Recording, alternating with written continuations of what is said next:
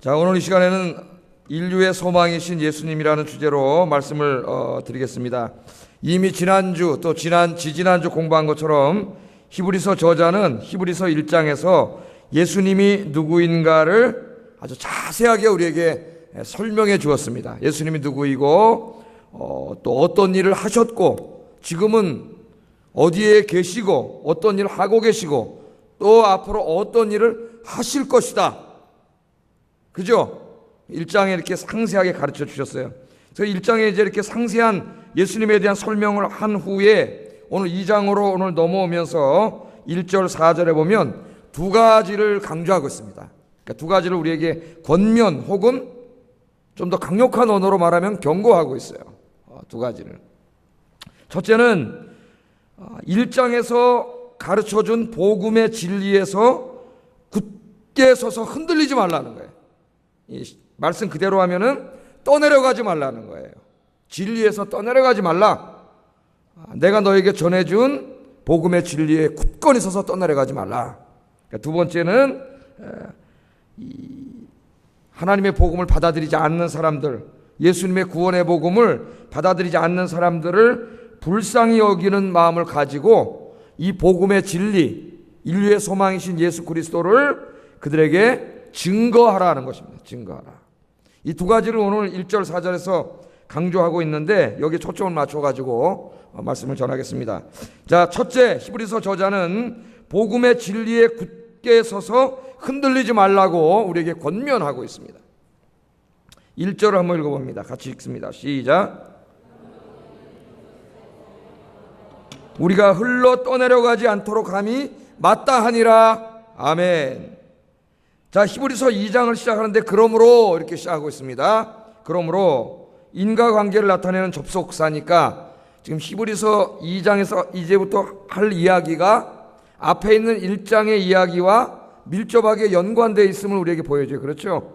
1장 예수님이 이런 분이시고 이런 일을 하셨다. 그러므로 이렇게 되는 거죠. 이제 그러므로 우리는 들은 것에 더욱 유념함으로 우리가 흘러 떠내려가지 않도록 함이 마땅하다. 그렇게 이야기합니다. 자, 그러면 우리가 들은 것 그랬어요. 들은 것에 더욱 유념함으로. 그럼 들은 것이 뭡니까? 들었잖아요, 말씀을. 그 들은 내용이 어디에 있어요? 히브리서 1장에 있잖아요. 히브리서 1장에 내가 너에게 예수님에 대해서 들려준 것, 그것이죠. 그것에 유념하라. 그래서 너희의 믿음이 떠내려가지 않도록 주의하라. 그렇게 이야기합니다. 그럼 우리 히브리서 1장에서 예수님에 대해서 공부했습니다. 아마 히브리서 1장은 예수님에 대해서 우리에게 가르쳐주는 가장 포괄적이고 심오한 이야기입니다. 심오한 이야기. 그러니까 지난 시간에 제가 말씀드린 것처럼 예수님에 대한 가장 깊은 신학적인 묵상이 히브리서 1장이에요. 자, 많은 것을 이야기했는데 참 이것을 좀 요약해서 정리해 보면은 어떤 이야기를 했습니까? 예수님은 하나님의 아들로서 그분이 창조주이시다. 그렇게 얘기했죠. 기억나세요? 네. 하나님의 아들로서 창조주이며 두 번째는 십자가에서 우리의 모든 죄를 대신 죽으시고 부활하심으로 우리의 죄의 문제를 해결해 주신 구원자이시고 그 다음에 세 번째는 지금은 승천하셔서 부활하시고 승천하셔서 하나님 우편에 앉아 계시면서 온 우주 만물과 인간의 역사를 통치하는 통치자이시고,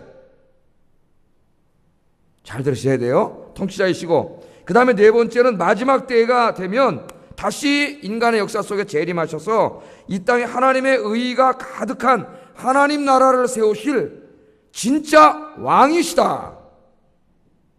히브리서 1장을 좀 제가 이렇게 요약해 봤습니다. 요약하면 이렇게 예수님에 대해서 네 가지를 가르쳤어요. 자, 이 말씀을 이렇게 자세하게 예수님에 대해서 가르치신 후에 뭐라고 얘기하냐면 그러므로 우리는 들은 것에 대하여, 지금 이 1장에 예수님에 대해서 내가 가르친 것에 대하여 어떻게 하라고요? 유념해라. 유념한다는 말은 이 가르침의 마음과 정신을 집중한다는 거죠. 아주 집중한다는 거예요. 그래서 그 가르침을 깊이 묵상하고 그 가르침을 가슴에 품고 다니는 거예요. 품고 다니는 거예요. 그렇게 유념해라, 그렇게 이야기합니다. 왜 예수님에 대해서 이렇게 깊이 우리가 묵상하고 지금 우리가 배운 이 내용들을 늘 머릿속에 두고 가슴에 품고 이걸 기억하고 다녀야 할까요? 어떻게 하지 않기 위해서, 그렇지 않으면 우리가 떠내려간다는 거예요. 떠내려간대요. 어디서 떠내려갈까요? 우리가 믿는 믿음에서 떠내려가. 무슨 말이에요? 믿음을 잃어버리게 된다는 거예요. 그걸 늘 유념하지 않으면 믿음을 잃어버리게 될 수도 있고 결국 믿음의 바른 길에서 벗어나서 엉뚱한 길로 가게 된다는 겁니다. 여기 보면 이제 재미있는 비유를 말하는데, 흘러 떠내려간다. 흘러 떠내려가지 않기 위해서 내가 너에게 가르친 예수님에 대한 말씀을 너희가 유념해야 된다. 그렇게 말씀하고 있죠.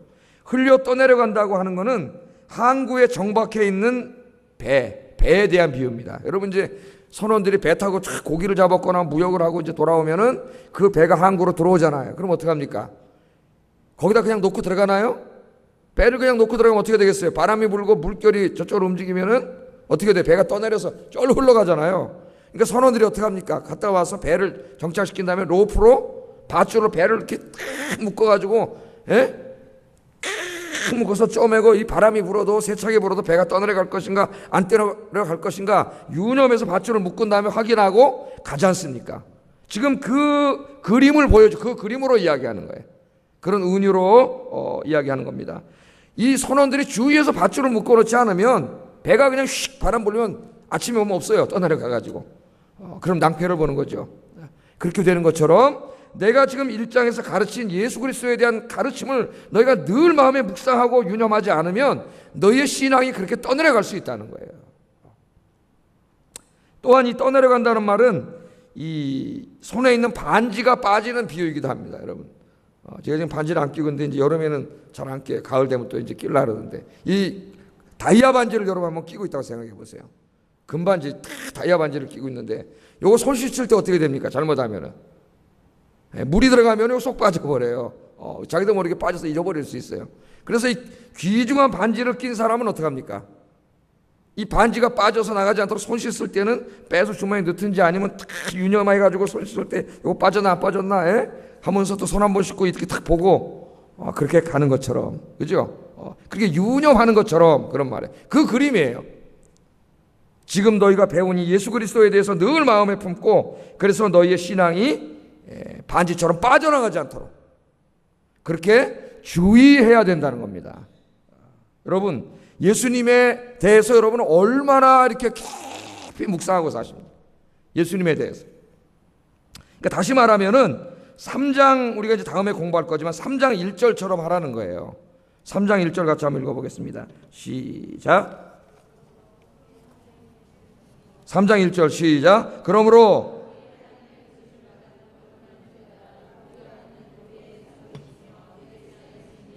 깊이 생각하라. 깊이 생각하라. 이 3장에서 다시 강조하고 있죠. 유념하라는 말을 더 풀어서 우리에게 설명해 주고 있는데 대제사장에 대해서는 이제 다음 주에 또 공부할 거예요. 그 예수님을 어떻게 하라고요? 깊이 묵상하라는 거예요. 그러니까 이제 설교를 많이 듣잖아요. 누가복음을 통해서도 예수님에 대해서 듣고 히브리서를 통해서도 듣고 이제 설교를 통해서 공부를 통해서 예수님 누구인가를 계속 공부하고 성경 공부 통해서 또 예수님 누구인가를 공부하고 이렇게 하면서 그 예수님에 대해서 어떻게 하라고요? 깊이 묵상하라는 거예요. 늘. 그분이 어떤 분이고 누구이며 무슨 일을 하셨는가, 무슨 일을 하고 계시는가, 또 앞으로 종말에 어떤 일을 하실 것인가를 늘 그 말씀을 묵상하라는 거예요. 마음속에. 그래서 여러분의 마음에 그 마음을 늘 간직하라는 거예요. 그렇지 않으면 여러분의 믿음을 흔들어 버리려고 하는 자가 있기 때문에, 배를 절로 끌고 가려고 하는 바람이 불기 때문에, 신앙의 바람이 불기 때문에 사탄의 바람이 불어요. 여러분의 믿음을 잃어버릴 수 있다는 겁니다. 그래서 그렇게 되지 않도록 유념하라. 그렇게 이야기했습니다. 자, 우리가 살고 있는 21세기에도 예수님에 대한 이런 이단 사선들이 만연하고 있습니다. 히브리서를 읽어보면은 그 당시에 예수님에 대한 이단 사설들이 막 일어나고 있었어요. 우리 1장에서 공부한 것처럼 예수님이 천사보다도 혹시 열등한 존재다. 뭐 그렇게 주장하는 사람도 있었고, 또 예수님은 하나님과 동등하신 분이 아니라 하나님의 피조물이다. 이렇게 이해하는 사람도 있었고, 또 3장에 가면 모세랑 예수님을 비교하는데 예수님이 어떤 면에서는 율법을 받은 모세만도 못한 분이다. 예수님은 하나님의 아들, 그분이 하나님, 창조주 하나님이라기보다 하나의 인간이다. 그렇게 이해하는 이 잘못된 이단 사상들, 신학 사상들이 만연하고 있었는데, 문제는 교인들이 그런 얘기를 듣고 진리에 굳건히 서 있지 않았기 때문에, 이 진리를 마음에 깊이 새기고 묵상하지 않았기 때문에 정말 그런가? 그리고 그로 따라가다가 떠내려가 버렸어요. 믿음에서 떠내려간 일이 발생했는데, 지금 이런 일들이 우리가 살고 있는 21세기에도 끊임없이 이런 이단 사설들이 우리의 신앙에 도전해 오고 있습니다. 도전해 오고 있어요. 자, 아까 뭐라 그랬어요? 첫 번째, 예수님은 하나님의 아들로서, 아까 다시 돌려보세요. 하나님의 아들로서 그분이 창조주라고 히브리서 저자는 우리에게 그렇게 이야기합니다. 그런데 21세기 지금 계몽주의부터 지금까지 들어오면서 소위 자유주의 신학자들이 예수님은 하나님의 아들이 아니고, 그분 하나님이 아니라 인간에 불과하다, 하나의 모범적인 인간이시지만 하나님은 아니다, 그렇게 이야기합니다. 그런 신학이 지금 유럽을 장악하고 있어요. 미국의 자유주의 신학교를 다 장악하고 있습니다. 어떤 사람은 그들의 책을 읽어보면 예수님은 유대 하나의 선지자 혹은 랍비임에는 틀림없지만, 그거 어떻게 그분이 하나님이냐, 그분이 어떻게 창조주냐, 그렇게 책을 썼어요. 또 어떤 사람은 훌륭한 도덕 선생님, 윤리 선생님인 건 맞지만, 그래서 세대 4대 성인 중에 한 사람인 건 맞지만 예수님 굉장히 높여주는 것 같아요. 근데 그분이 어떻게 하나님이냐, 한 사람이 인간이지, 그렇게 얘기합니다. 어떤 사람은 예수님은 실패한 종말론주의자라래요. 그것도 실패한 종말론주의자. 여러분이 잘 알고 있는 그 슈바이처가 그런 얘기를 했습니다. 슈바이처가. 어떤 사람은 예수님은 가만히 읽어보니까, 지난주 제가 설교한 것처럼 성전에 들어가서 막 상도 뒤엎고 의자도 때려 엎고 잘못된 유대 종교를 막 뒤집어 엎고 이러는 거 보니까 예수님은 열심당원들과 하나의 혁명가다. 정치신학자들이 그렇게 해요. 예수님은 하나의 혁명가로. 제가 말한 거는요, 지금 이 신학을 공부하는 사람들은 책으로 계속 나와요. 막 책이 막 나와. 예수는 누군가 그래가지고 지금 막 신학계에 막 나오는 이야기들이에요. 나오는 이야기. 그래서 오늘 젊은이들에게 많은 영향을 미치고 있습니다. 이런 잘못된 이단 사상이 결국은 유럽의 교회들을 다 무너뜨린 거예요. 예수님이 정말 하나님의 아들이 아니고 창조주도 아니고 한 사람의 인간, 뭐 그냥 윤리 선생님이나 혁명가나 무슨 실패한 종말론주의자라고 생각한다면 더 이상 교회 갈 이유가 어디 있습니까, 여러분? 교회 갈 이유가 없잖아요. 이 자유주의 신학이 젊은 아이들의 머릿속을 다 파고 들어가가지고 다 무너져 버리는 거예요. 지금 우리나라에도 안전지대가 아닙니다, 여러분. 지금 이게 계속 여러분 자녀 세대를 통해서 이게 들어오고 있어요.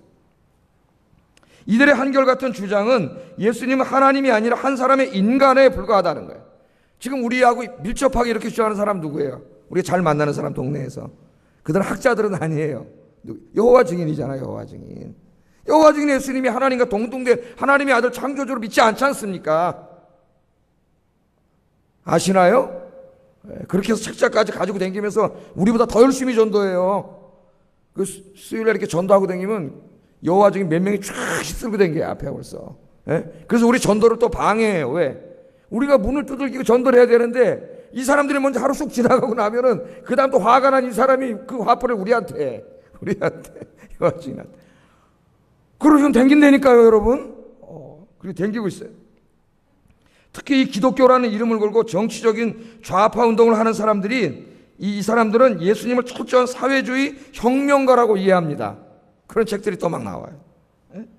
이러한 운동이 20세기 유럽에서는 종교 혹은 기독교 사회주의 운동, 또 미국에서는 사회복음으로, 남미에서는 해방신학으로, 우리나라에서는 민중신학으로 나타나고 있습니다. 지금도 우리나라에 기독교 좌파들이 많죠. 그래서 그쪽에 있는 목사님들이 이북에 방문해가지고 어떤 사람은 김일성 위대한 수령이고 막 있다고 얘기합니다. 그쪽에는 기독교 좌파 운동권 상당수가 엄밀히 말하면 기독교인이 아니죠. 기독교는 아니에요. 지금 이러한 주장을 하는 책들과 학술, 논문, 소설, 영화, 방송 등이 우리 사회에 넘쳐나고 있습니다. 그래서 이 예수님이 누구인가에 대한 확실한 진리를 가르침을 받지 못했거나 그것을 교회에서 배웠어도 그냥 이쪽 귀로 듣고 이쪽 귀로 흘려버리고 마음에 깊이 지금 오늘 유념하라 그랬는데, 유념하지 않은 많은 사람들이, 특별히 젊은이들이 예수님을 떠나 세상을 표류하고 지금 그렇게 하고 있어요. 우리나라 대학의 인문사회과학대학의 여러분, 그 학문의 방향이 90% 이상이 다 좌파입니다. 지금 그걸 아십니까? 왜 대학의 교수들이 학생들한테 인기 끌려고 그런 얘기를, 진보적인 얘기를 많이 하냐면, 그 사회는 뭐 문학도 마찬가지예요. 90% 이상이 좌파 시각이에요. 좌파 시각. 우리나라에서는 지식인 행세를 하려면은 좌파 행세를 하지 않고는 지식인 행세를 할 수 없는 그런 분위기입니다. 지성 사회의 분위기가.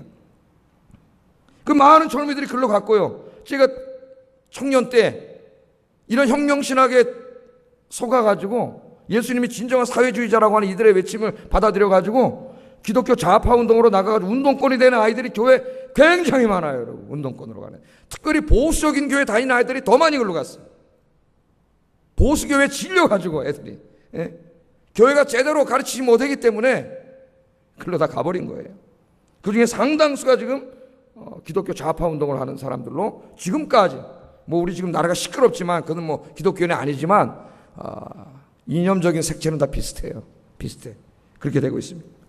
특별히 영국의 고생물학자인, 지금 아주 우리나라 인기 있는 이 학자인 도킨스 같은 사람은 진화론을 주장하면서 기독교의 하나님은 존재하지 않으며 따라서 이 세상은 하나님이 창조한 것이 아니라 스스로 진화한 것이라고 주장하는 책들을 막 써내가지고, 이 사람의 책들이 막 지금 번역돼서 교보에 팔리고 있는데 엄청나게 잘 팔립니다. 베스트셀러예요.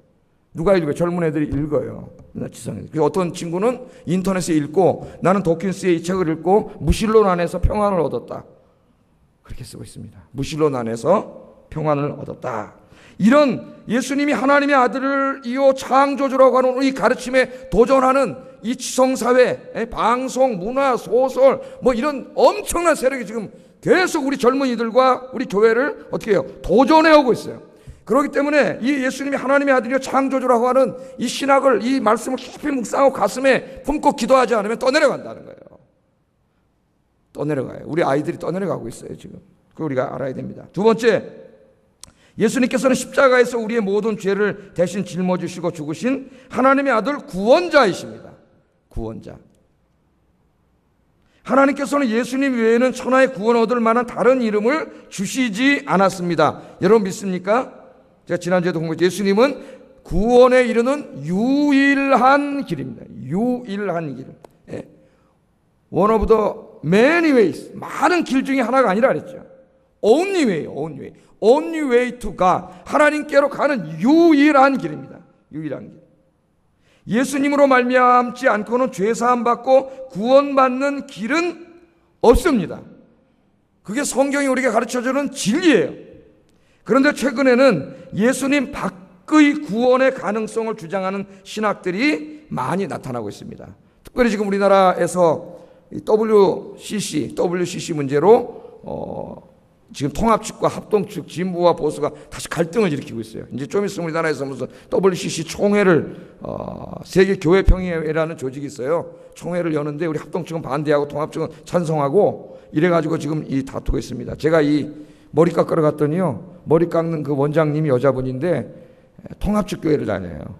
그 저한테 물어봐요. 이게 신학 수준이 높더라고. 목사님 WCC가 뭐예요? 그렇게 물어봐요. 그게 좋은 거예요, 나쁜 거예요? 물어봐가지고, 야, 이거 뭐 평신도가 별 관심을 다 갖고 있다. 제가 설명을 해줬습니다. 어머, 그럼 잘못된 거네요? 근데 우리 목사님 왜 지지하시지? 그렇게, 통합측 목사님이니까 우리가 하겠죠. 그러니까 예수님 밖에서의 구원을 강조하는데 그 신학적인 뿌리가 뭐냐면은, 그 신학자들이 있어요. 뭐 바르트라든가 뭐 이런 학자들이 있는데, 이 하나님의 사랑과 은혜만을 지나치게 강조합니다. 하나님의 사랑과 은혜만을 지나치게 강조하여 아들을 주시기까지 인간을 사랑하신 하나님께서 절대로 사람들을 지옥불에서 영원히 고통받게 하시지 않을 거라고 이야기합니다. 그럴듯하잖아요. 어떻게 외아들까지 주실 정도로 그렇게 사랑이 많으신 하나님이 자기 형상으로 지음받은 사람들을 지옥불에서 영원히 고통받게 하느냐? 그럴 수 없다는 거예요. 결국은 예수 안 믿는 사람도 하나님께서 다 구원해 주신다는 거예요. 와, 하나님 다 구원해 주신대요. 그걸 유니버설리즘이라 그래요. 보편 구원론. 다 구원해 주신다는 거예요. 지금 가톨릭 안에서도 그래서 이 비슷하게 예수님 밖에서의 구원을 강조하면서 이게 점점 더 왼쪽으로 나가가지고 이제는 모든 종교에 다 구원이 있다는 종교다원주의로 지금 가가지고 우리나라 소위 이 가톨릭이나 이 진보 기독교 사회에 이 종교다원주의가 만연하고 있다 그랬죠. 만연하고 있다 그랬습니다. 예수 밖의 구원을 강조하고 있습니다. 자, 여러분, 예수님 외에는 구원이 없어요. 예수 밖에 구원이 있다면 왜 하나님께서 그 외아들을 이 땅에 보내시고 그 외아들을 인간의 몸을 입고 십자가에서 죽게 하시고 그 고난을 받게 하셨겠어요? 예? 예수님이 그 고난을 대신 짊어지지 않으면, 죄를 대신 짊어지지 않으면 죄사함 받고 구원받을 수 있는 길이 없기 때문에 하나님이신 그분이 직접 와서 그 고난을 받으신 거예요. 아니 안 그러면 하나님 저기 앉으셔가지고 내가 너희들을 용서하노라 그럼 되지 뭐. 하나님인데 다 용서하면 되잖아요. 왜 하나님이 인간의 몸을 입고 이 땅에 오셔야 하느냐 말이에요. 그런데 지금 거기에 젊은이들이 들으니까 그쪽이 더 멋있어요. 기독교 주장은 자기들만 구원이 있다 그러고 예수님에게만 구원이 있다 그러고 예수 믿어야만 천국 간다 그러니까 야 너무 편협해 보이고 좁아 보이고 그죠? 그래서 슬금슬금 그쪽으로 가고 기독교는 점점 줄어들지만 가톨릭은 드러나고 있잖아요.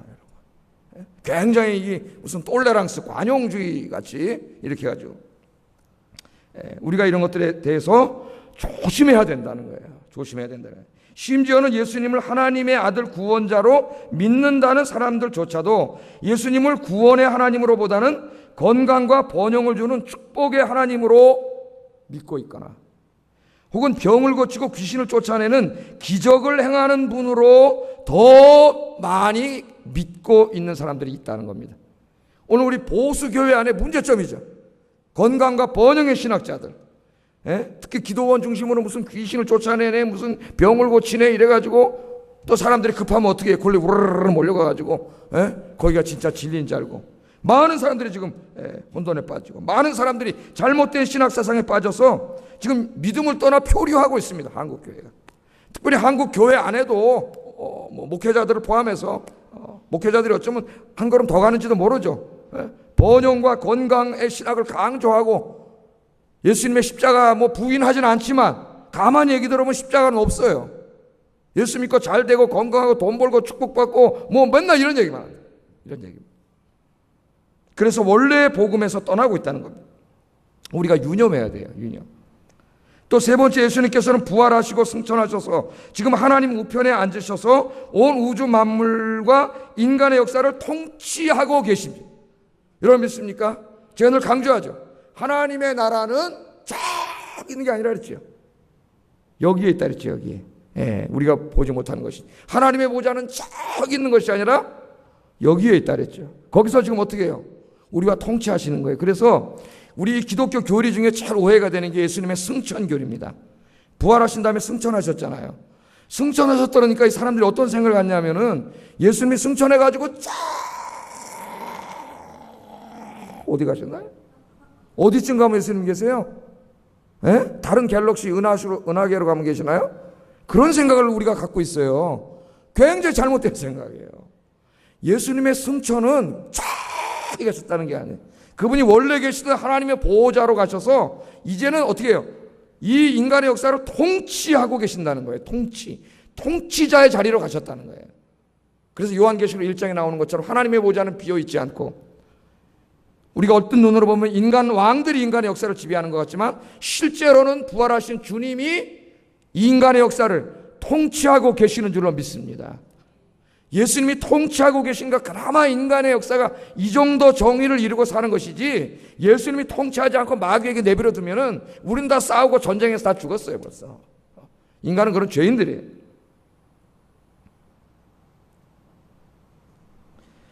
자, 어떤 사람들은 이렇게 묻습니다. 우리도 많이 젊었을 때 물었어요. 예수님께서 정말 하나님 보좌에서 통치하고 계신다면 왜 이 땅에 고난이 있고 불의가 판을 치고 악이 기승을 부리고 있습니까?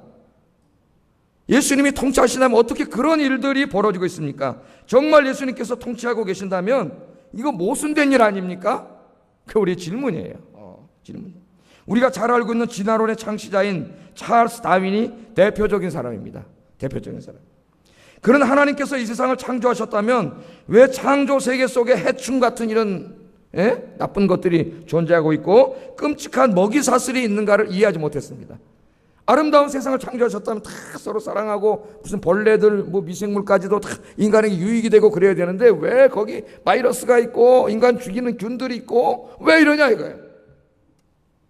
자, 이해하지 못한다 그랬어요. 또 하나는 자기의 가장 사랑하는 딸 애니가 8살 때 죽어요. 딸이.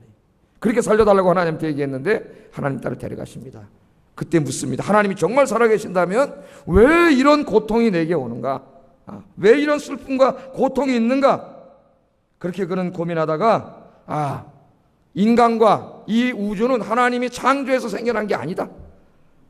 다르게 설명해야 되겠다. 그래서 그가 생각한 것이 진화론입니다. 진화론. 하나님을 떠났어요. 다윗은 이 모든 인간의 고통이 하나님 때문이 아니라 인간 자신의 죄 때문이라는 것을 알지 못했습니다. 하나님께서 인간의 죄가 저질러 놓은 죽음과 질병과 고통으로부터 우리들을 구원하시기 위해서 외아들 예수님을 보내셨다는 것을 알지 못했습니다. 지금 이 시간에도 성령을 보내셔서 죽음과 질병과 고통에서 신음하고 있는 우리들을 구원하고 계시다는 것을, 그 크신 하나님의 사랑을 그는 알지 못했습니다. 언제가 예수님께서 이 땅의 모든 죽음과 질병과 고통을 치유하고 영원한 하나님의 나라를 세우실 것이라는 것을 그는 알지 못했습니다. 때로는 악이 승리하는 것 같고 불의가 이기는 것 같고 온갖 고통이 우리의 삶을 지배하는 것 같지만 그런 일들은 절대로 일어나지 않습니다. 인간의 역사 속에서 잠깐씩 절망의 먹구름이 덮일 때가 있지만 잠깐일 뿐이며 잠시 잠깐 오면 예수님께서 모든 것을 바로잡으실 그날이 반드시 있는 줄로 믿습니다. 여러분, 하나님 우리 부활하신 주님 통치하고 계세요. 여러분 지켜주고 계세요. 어디에 가든지 그분의 성령을 지금 보내주셔가지고 여러분 세상 끝날까지 여러분과 함께 계시는 줄로 믿습니다. 그러니까 너무 힘들다고 고통이 잠깐 있다고 실망하지 마세요. 하나님이 계시지 않은 게 아니에요. 그 부활하신 주님, 여러분 너무나 사랑하시는 주님, 여러분의 십자가에서 죽으신 그 주님이 지금 여러분 눈에 보이지 않지만 바로 여기서 오늘 예배드리는 이곳에 임재하셔서 여러분과 함께 계시고 여러분 붙잡아 주시고 여러분과 함께 고통당하시고 함께 우시고 눈물 흘리시고 이 시간에는 힘과 용기를 주시는 주님인 줄로 믿습니다. 이걸 잃어버리면 우리 신앙이 흔들려요. 고난 속에서 흔들려요. 네 번째로 예수님께서는 때가 되면 재림하셔서 이 땅에 하나님의 나라를 세우시고 택하신 백성들과 함께 거기서 영원히 사실 것이라고 히브리서는 이야기합니다. 그러니까 이 땅이 다가 아니라 그랬죠. 이 땅에서 좀 가난하게 살 수도 있고 불행하게 살 수도 있고, 그죠? 어떤 핸디캡을 가지고 살 수도 있지만 이 땅이 영원하지 않아요. 하나님께서 이 땅에 세우실 영원한 하나님의 나라가 있는 줄로 믿습니다. 그 나라를 마음에 품고 살지 않으면 흔들려요. 떠내려가요. 자꾸 세상 나라를 바라보게 돼요. 세상 나라의 좋은 것들을 또 쫓아가요. 그런 어리석은 자가 돼요. 그래서 너희는 보이는 것을 추구하지 말고 보이지 않는 것을 추구하라 그랬죠. 보이지 않는 영원한 하나님의 나라를 바라보면서 여러분 이 이단 사상과 자유주의 신학이 흔들리지 말고 이 복음을 더 깊이 묵상하고 주님을 더 붙잡고 여러분의 신앙이 더 강건해지는 여러분 되시기를 주의 이름으로 축복합니다. 자, 히브리서 저자는 창조주 하나님의 아들이신 예수님께서 이루어 놓으신 이 구원, 그 하나님 나라에 대해서 이야기하면서 이제 이 예수님이 이루어 놓으신 구원을 등한히 여긴 사람들에게 임할 심판을 경고하고 있습니다. 그러니까 예수님 우리를 이렇게 사랑하셔서 이 땅에 오셔서 구원을 다 이루어 놓으셨어요. 십자가에서 저와 여러분의 죄를 짊어지시고 죽으시고 부활하셨습니다. 그런데 이 복음을 들었으면서도 이 복음을 등한히 여긴 사람들, 그 복음을 들었으면서도 주님께 나와 회개하지 않은 사람들에게는 하나님의 무서운 심판이 있다는 거예요. 아까 자유주의 학자들은 뭐라 그랬어요? 그렇게 외아들을 주시기까지 우리를 사랑하셨는데 아니 어떻게 지옥을 만들어 놓고 하나님 형상대로 지원받은 사람 영원히 거기서 고통받게 하실 수 있느냐? 그럴 수 없다 그랬잖아요. 근데 그렇지 않아요. 성경은 우리를 향한 하나님의 엄청난 사랑, 하나님이 우리를 이처럼 사랑하사 하는 엄청난 사랑을 이야기하시지만 또 한편에서는 어떻게 해요? 그 사랑을 끝까지 거부한 자들에게 임할 무서운 심판을 동시에 이야기하고 있습니다. 우리 이사야서 이제 새벽에도 계속 공부하고 있어요. 2절에서 3절 상반절 같이 한번 읽어보겠습니다. 시작.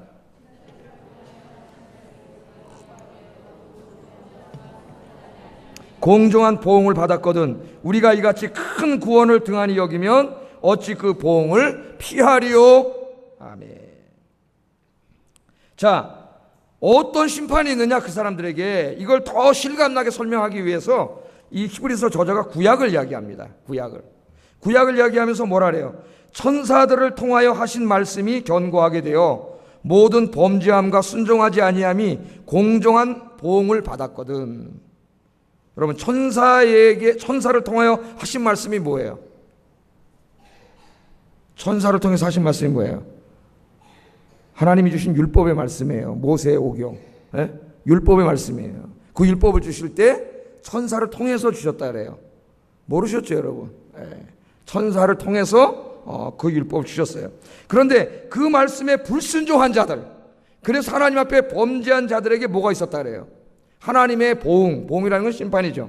하나님의 심판이 있었다는 거예요. 그럼 여러분 한번 생각해 보세요. 출애굽 1세대들을 주로 이야기하고 있는데, 출애굽 1세대들이 나올 때 하나님이 시내산에서 모세 율법, 지금 천사들을 통하여 하나님의 말씀인 율법을 주셨어요. 이제 너희들은 이방 사람들과 다르다. 하나님의 거룩한 백성이기 때문에 그 사람들이 사는 것처럼 살면 안 되고, 너희들은 이제 이 율법의 말씀대로 살아야 된다. 순종해야 된다. 그래야 하나님 앞에 복을 받는다. 너희가 사는 길이 열린다. 그리고 그 말씀을 주셨어요. 그런데 광야길 40년 동안 가면서 이 말씀에 순종했어요? 불순종했어요? 불순종했다는 거예요. 그 불순종했을 때 하나님이 그들에게 내리신 보응, 즉 심판이 뭡니까? 광야에서 다 죽었습니다. 이걸 아셔야 돼요. 가나안 땅이라고 하는 약속의 땅을 약속받고 출애굽했지만 그 하나님의 말씀을 어겼을 때 여호수아와 갈렙을 두 사람 제외하고는, 여러분, 두 사람 200만 명이 나왔는데, 물론 애들은 빼면 이제 어른만 하면 100만 명 된다 그러면 두 사람만 약속의 땅에 들어갔어요. 나머지는 전부 다 광야에서 죽었어요. 지금 이 히브리서 저자가 그 얘기를 합니다.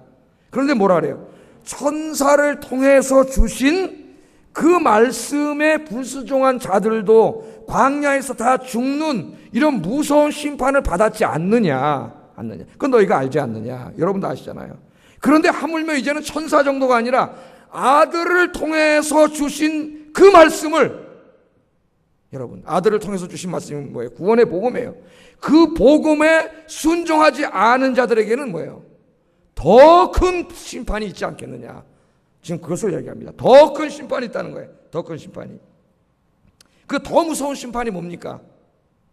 우리는 이 심판이 무엇인지 잘 알고 있습니다. 그냥 인간 육신의 죽음 정도가 아니에요. 어떤 심판이에요? 지옥불에서 영원히 고통받는 영원한 죽음의 형벌입니다. 출애굽 사람들은 그냥 광야에서 죽었지만 이것은 육신의 죽음 정도가 아니라 영원한 죽음의 영원한 죽음. 영원한 죽음이라고 하는 심판을 받을 것이다. 그렇게 지금 히브리서 저자가, 이건 경고하시는 말씀이에요. 경고. 그러니까 이 말씀을 보면 예수님의 구원의 복음을 받아들이지 않아서 하나님의 심판을 받게 될 사람들에 대한 이 히브리서 저자의 안타까운 마음이 나타납니다. 안타까운 마음, 불쌍하고 안타까움이 나타나요.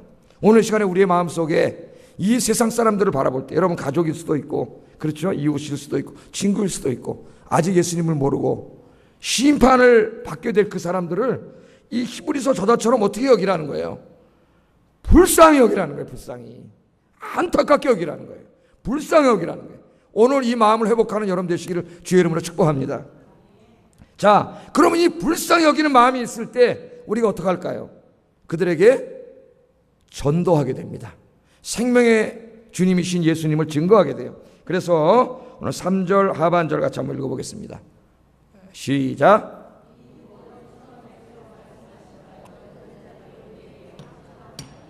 아멘. 히브리서 저자는 자기 안타까운 마음을 이야기하면서 우리 이 독자들 역시, 히브리서를 읽는 독자들 역시 이 그들에 대한 안타까운 마음을 가지고 복음을 전할 것을 부탁하고 있습니다. 그런데 여기 잘 보세요. 지금 이 히브리서를 읽고 있는 사람들이 누구라 그랬어요? 제가 로마에 있는 유대인 공동체 교회라 그랬죠. 그 교회예요. 그런데 이 히브리서를 읽고 있는 로마 교인들은 이 예수님의 구원의 복음을 어떻게 들었다고 이야기해요? 어떻게 들었다고? 예수님께로 직접 들었습니까? 성경 말씀 잘 보세요. 처음에 주로 말씀하신 바, 주는 누구예요? 예수님이시잖아요. 이 복음이, 구원의 복음이, 이 구원은 처음에는 예수님으로 말씀하신 바예요. 그러니까 예수님이 말씀하셨고, 그 다음에 어떻게 했어요? 예수님께로부터 그 구원의 복음을 들은 자들이 우리에게 다시 확증해 주었다니까. 우리에게 다시 증거해 주었다. 그렇게 얘기하거든요. 그러니까 이 구원의 복음에 대해서 제일 먼저 누가 말씀하셨어요? 예수님께서 전하셨죠. 회개하라, 천국이 가까웠다. 예수님께서 증거하셨잖아요. 그때 그 복음을 듣고 구원을 받은 사람들이 있었다는 거예요. 12제자를 비롯해서 그 사람들 중에 일단이 주로 어디서 들었을까요? 갈릴리나 예루살렘, 유대 지역, 이스라엘에서 들었겠죠. 그 들은 사람들이 지금 어디까지 온 거예요? 로마까지 와가지고. 얼마나 먼 거리입니까 당시에. 로마까지 와가지고 예수님께 들은 복음을 우리들에게 전해주지 않았느냐. 지금 그 말씀하는 겁니다. 우리에게 전해주지 않았느냐. 그러니까 이 히브리서 저자는 거기에 자기도 포함시키고 있어요. 자기. 우리에게 그 복음을 전해주지 않았느냐. 그렇게 이야기합니다. 그래서 그들이 예수님께 직접 복음을 들은 사람들이 로마까지 가가지고 그들에게 구원의 복음을 증거했기 때문에 또 그 복음을 듣고 예수 믿는 사람들이 나타났고, 지금 이 히브리서를 읽게 될 그 교회가 생겨났다는 거예요. 할렐루야. 지금 뭘 강조하고자 하는 겁니까? 뭘 강조하고자 하는 거예요? 그러니까 이제 이 히브리 교인들에게 뭐 하라는 거예요? 너희도 그 복음을 들었으니까 이제 어떻게 하라는 거예요? 그 들은 구원의 복음을 너희도 다른 사람에게 가서 이야기하라는 거예요. 이야기. 할렐루야. 2000년 전에 예수님께서 선포하시고 이루신 그 구원의 복음이 2000년 후에 어떻게 우리에게까지 전달해 갔습니까? 이 복음을 들은 신실한 증인들이 계속 만나는 사람들에게 가서 이 기쁜 구원의 기쁜 소식을 이야기했기 때문에 그 이야기를 들은 사람들이 또 구원을 받고, 그 사람이 또 딴 사람한테 가서 이야기해서 그 사람이 또 구원을 받고, 그렇게 해가지고 지금 복음이 전 세계로 퍼지고 오늘 우리에게까지 복음이 전파된 줄로 믿습니다. 그래서 이 누가복음 24장 46절 48절에 이렇게 말씀하고 있습니다. 시작. 살아날 것과 또 그의 이름으로 죄사함을 받게 하는 회개가 예루살렘에서 시작하여 모든 족속에게 전파될 것이 기록되었으니 너희는 이 모든 일의 증인이라. 아멘. 그러니까 지금 이 누가가 구약 성경을 요약한 위대한 구약 성경의 요약이에요. 구약이 뭘 말하고 있느냐? 그리스도가 고난을 받고 십자가에서 죽는 거죠. 3일 만에 죽은 자 가운데서 살아날 것과 그의 이름으로 죄사함을 받게 하는 회개의 복음이 예루살렘에서 시작해서 모든 족속에게 전파될 것이 어디에 기록되어 있어요? 성경에 기록되어 있다는 거예요. 우리 이사야서 공부하면서 공부했죠. 이사야서 이게 여러 번 나옵니다. 전 세계 저 섬 땅 끝까지 있는 사람들에게 복음이 증거될 것이라고 이미 구약에서 어떻게 하고 있다고요? 다 예언하고 있다는 거예요. 여러분 구약을 읽으면서 그런 걸 읽고 있습니까? 다 예언하기. 이제는 이 모든 것이 다 이루어졌는데 예수님을 통해서 너희들은 이 모든 일에 누구라고요? 증인이라. 증인이라. 믿습니까? 여러분이 이 모든 일의 증인이에요. 그래서 이제 여러분도 누군가가 여러분에게 복음을 증거한 사람이 있잖아요. 여러분 우리나라 한번 기독교 역사를 살펴보세요. 지금으로부터 한 130여 년 전에 언더우드나 아펜젤러 같은 그 당시에 걔네들 나이가, 걔네들이 하면 안 되지, 그분들 나이가 30이 안 됐다 그랬지. 26살 7살 20대 중반의 청년들입니다. 청년들인데 그 친구들도 누구에게인가 복음을 들었겠지요. 아, 예수님 믿어야 구원받는구나, 죄사함 받고 구원받는구나, 하나님 나라 백성이 되는구나, 이 기쁜 소식을 들었겠죠. 그 복음을 들었던 그 청년들의 가슴이 불타기 시작했어요. 그리고 이 말씀을 들었어요. 너희가 증인이라. 너희도 가서 이야기해야 된다. 그 불타는 마음을 가지고 이 조선 땅을 찾아온 거예요. 그 시대 배를 타고 부활절날 저 재물포항에 부활절날 오후에 내렸어요. 거기서. 그러면서 그들이 이 사망의 이 줄에 얽매인 이 민족을 구원해달라고 배에서 내리면서 기도를 했고 목숨을 걸고 복음을 우리에게 전해 주었습니다. 그리고 130여 년이 흘렀는데 놀라운 일이 벌어졌어요. 지금 우리 한국교회가 세계에서 제일 부흥하는 교회가 됐습니다. 1천만 명이 예수 믿고 회개하는 위대한 역사가 일어난 줄로 믿습니다. 그 두 청년이 그때 이렇게까지 되리라고는 생각 못했을 수도 있어요. 언제 순교할지도 모르는 땅, 자기들이 들어오기 불과 몇십 년 전에 수많은 가톨릭 교도들이 목이 잘려 죽였던 바로 그 나라입니다. 여기에. 거기에 다시 목숨을 걸고 자기들이 왔잖아요. 예? 어떻게 될지도 몰라요. 이 사망의 줄에 얽매인 이 불쌍한 민족을 구원해달라고 기도했는데 그들이 기도하고 증거한 그 복음이 위대한 역사가 일어나가지고 오늘 100년이 조금 넘은 이 시간에 어마어마한 역사가 일어났어요. 그들이 만일 우리나라에 와서 전해주지 않았다면 여러분 어떻게 됐을까요? 전해주지 않았다면 우리 민족이 어떻게 됐을까요? 그것을 한번 생각할 때 끔찍합니다. 여러분 이제 새생명 축제 기간입니다. 여러분이 이미 그 복음을 들었어요. 여러분은 복음을 듣고 등한히 여긴 자들이 아니고 그 복음을 듣고 예수님을 믿고 구원받은 하나님의 자녀들이 되었습니다. 이제 여러분의 사명이 있어요. 여러분이 들은 것을 이제 이 복음을 듣지 못한 사람들에게 여러분이 가서 이야기해야 돼요. 오늘 히브리서 저자가 이야기한 것처럼 예수님께서 복음을 선포했고 그 복음을 듣고 구원받은 자들이 그 유대 땅을 떠나서 로마까지 와가지고 복음을 너희에게 전해줘서 너와 우리에게 전해줘서 우리가 또 복음을 등한히 여기지 않고 그 복음을 믿고 구원을 받고 이제는 너희가 가서 또 증거해야 되고 그렇게 계속 증거하다가 이 사명이 우리에게 온 거예요. 우리도 증거해야 돼요. 내일부터 여러분 저작거리를 다니면서 여러분 길거리를 다니면서 시장을 다니면서 직장에서 여러분 있는 곳에서 만나는 모든 사람들에게 이 구원의 기쁜 소식 우리의 소망이신 예수 그리스도를 증거하시는 여러분 되기를 주의 이름으로 축복합니다. 그러니까 아주 중요한 사명이라는 거예요. 우리에게. 그러면서 4절에 이런 말씀을 합니다. 4절 읽어보겠습니다. 시작. 자기의 뜻을 따라 성령이 나누어 주신 것으로서 그들과 함께 증언하셨느니라. 아멘. 놀라운 말을 해요. 그 유대 땅에서 복음을 듣고 구원받은 사람들이 로마에 와가지고 지금 복음을 우리에게 전할 때 그 전할 때 보니까 말로만 그들이 전한 게 아니에요. 복음을 증거하는데 누가 함께 증거했어요? 하나님께서 함께 증거하셨다는 거예요. 무엇으로? 표적과 기사로, 놀라운 기적으로, 성령을 통해서 막 이런저런 일들을 막 신기한 일들을 막 일어나게 하심으로 하나님도 함께 증거하시지 않았느냐. 그렇게 말씀을 하세요. 이 말씀을 들으니까 가슴이 뛰어요. 뭘 우리에게 얘기해 주는 거죠? 우리가 복음을 증거할 때 여러분 혼자가 아니라는 거예요. 여러분이 정말 기도하면서 믿음을 가지고 복음을 증거하면 하나님께서 여러분과 함께 계셔서 놀라운 역사들이 일어나게 하신다는 겁니다. 예수님도 그런 말씀을 하셨죠? 마태복음 16장 15절 18절 같이 한번 읽어보겠습니다. 마태복음 16장 15절 18절 시작.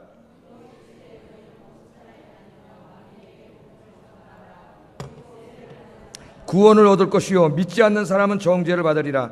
믿는 자들에게는 이런 표적이 따르리니 곧 그들이 내 이름으로 귀신을 쫓아내며 새 방언을 말하며 뱀을 집어 올리며 무슨 독을 마실지라도 해를 받지 아니하며 병든 사람에게 손을 얹은즉 나으리라 하시더라. 아멘. 전도하라고 말씀하시면서 너희가 전도하러 나가면 믿음으로 전도하러 나가면 가서 복음을 증거하면은 어떻게 한다? 하나님이 이런 능력으로 역사하신다. 이게 마지막 우리에게 전도에 대한 사명을 주시면서 주신 약속의 말씀입니다. 그래서 정말 초대교인들이 나가서 전도할 때는 이런 역사가 일어났어요. 그들은 전도하러 나갈 때 이 말씀을 가슴에 품고 기도했습니다. 진짜가 아닌가 살펴볼까요? 사도행전 4장 29절 31절 전도하기 전에 어떻게 기도했는지 같이 읽어보겠습니다. 시작.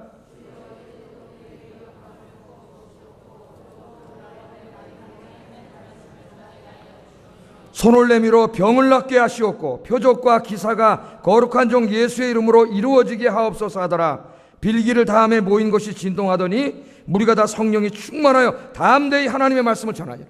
전도하러 가기 전에 환난과 핍박이 있었잖아요. 두려운 마음도 있었잖아요. 그래서 하나님께 기도하는데 우리가 전도하러 나갑니다. 우리 혼자 가게 하지 마시고 여러분 그렇게 기도하세요. 똑같이 기도하시라고 여러분. 전도하러 나가기 전에 나 혼자 가게 하지 마시고 하나님께서 나와 동행하셔서 성령님을 보내주셔서 내가 전도할 때 기적과 이사가 일어나게 하시고 귀신이 쫓겨가게 하시고 손을 얹은 즉 병이 낫고 그 집에 우환이 물러가는 역사가 있게 하여 주시옵소서. 그렇게 기도했더니 성령께서 확 역사하셔가지고 이 예루살렘 교인들을 붙잡아 주셔서 그런 위대한 역사가 일어났다는 거예요. 여러분 전도할 때 절대 혼자가 아닙니다. 하나님께서 성령을 보내셔서 능력을 주십니다. 여러분이 전도 대상자들을 위해서 기도하세요. 전도 대상자들의 집을 장악하고 있는 귀신이 물러가도록 기도하세요. 그 집에 질병이 물러가고 그 집에 우환이 사라지도록 여러분이 기도하세요. 그러면 여러분 기도 덕분에 그 집에 귀신과 우환이 물러가는 위대한 역사가 일어날 줄로 믿습니다. 여러분들이 전도 대상자들을 위해서 기도하며 전도할 때에 그들을 사로잡고 있던 모든 사탄의 세력들이 다 쫓겨갑니다. 아까 뭐라 그랬어요? 뱀을 들어도 뱀을 잡는다 그랬잖아요. 뱀을 잡는다는 거는 상징적인 의미죠. 아니 갑자기 무슨 능력을 주는데 뱀 잡아서 뱀 장수도 아니고 뭐 뱀입니다 뭐 이러면 뭐 할 거예요? 뱀을 잡는다는 게 뭐예요? 뱀은 뭐예요? 사탄의 상징이에요. 여러분이 복음을 가지고 기도하면서 나가면 그 마귀, 그 사탄을 여러분이 그냥 다 잡는단 말이에요. 사탄을 장악한단 말이에요. 여러분이 지배한단 말이에요. 쫓아낸단 말이에요. 파괴시킨단 말이에요. 우리가 복음을 전할 때 안 믿는 사람들의 마음을 어떻게 한다 그랬어요? 고린도 후서 4장 한번 찾아보겠습니다. 고린도 후서 4장 성경 찾아보겠습니다.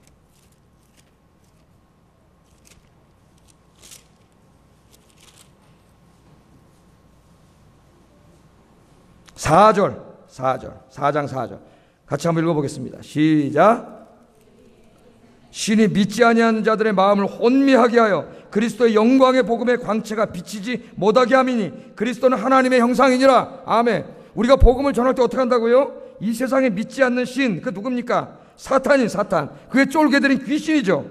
그들이 믿지 않는 자들의 마음을 혼미하게 해요. 혼미하게. 그래서 그리스도의 영광의 복음의 광채가 비치지 못하게 방해한다 그랬어요.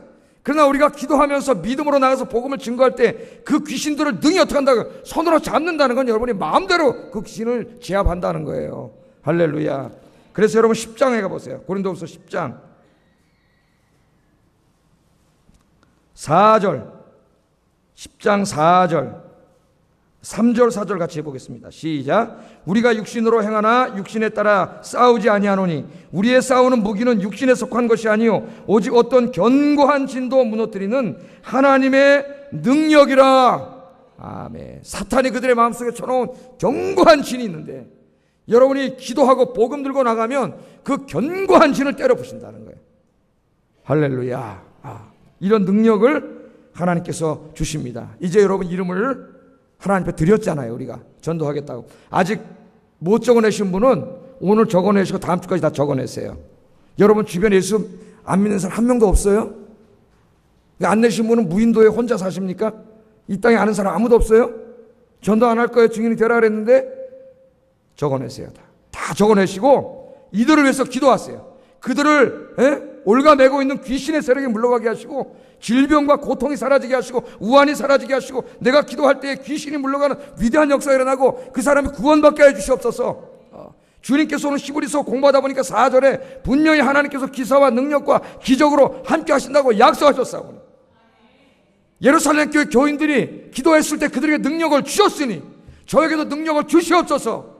기도하시고 안타까운 마음으로 복음 증거하는 여러분 되시기를 주의 이름으로 축복합니다. 기도하겠습니다. 말씀을 생각하면서 기도하겠습니다. 3가지 정도 오늘 기도 제목을 드리겠습니다. 날마다 예수님과 예수님의 말씀을 깊이 묵상함으로 어떠한 자유주의 신학과 이단 사상 앞에서도 흔들리지 않는 굳건한 믿음의 사람이 되게 해주시옵소서. 2번째, 믿지 않는 사람들에게 임할 하나님의 심판을 바라보며 그들을 불쌍히 여기는 마음을 주시옵소서. 3번째는 내 주변에 믿지 않는 사람들을 불쌍히 여기는 마음으로 그들을 찾아가 예수님의 구원의 복음을 증거하게 하여 주시옵소서. 내가 복음을 증거할 때 능력을 주시옵소서. 같이 기도하겠습니다.